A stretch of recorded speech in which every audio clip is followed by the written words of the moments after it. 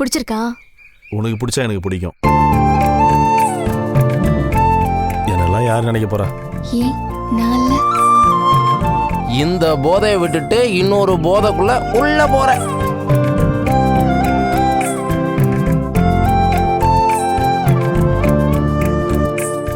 ரெண்டுல ஒண்ணு தொடுறா. சே, தூக்கி மாட்டா.